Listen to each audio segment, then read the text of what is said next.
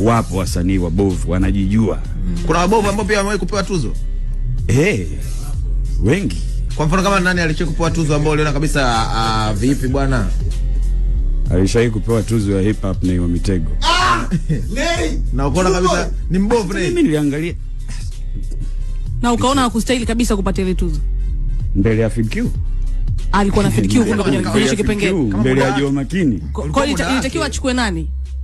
Yana mbona hicho ni kitu kinajieleza ndugu zangu. Na walikukwaza?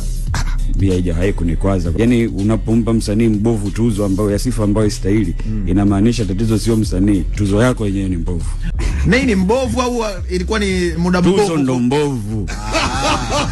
Ila Nay alikuwa iko sahihi. Nay aliwekwa kwenye kategori, lakini kama tuzo ziliona kwamba yule ndo anafaa, kwa sababu huwezi kuniambia ni mashabiki walichagua vile. Tuzo ndio zilichagua vile. Msanii bora kama unakumbuka vizuri, baada ya hiyo tuzo na tuzo nazo zikafa.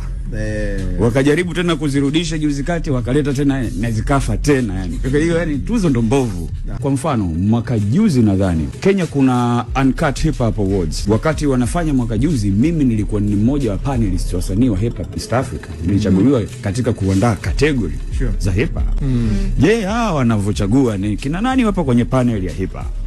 Kwa sababu mimi sijawahi kujua panel inayochagua wanaoingia kwenye category za hip hop Tanzania ni kina nani. Kwa sababu katika wawakilishi wote wa zile tuzo, mimi sijawahi kumuona mtu ambaye anahusika na hip hop akiwepo katika waandaaji. Sasa sijui wanatumia watu gani, ndio maana nakwambia vigezo havikuzingatiwa.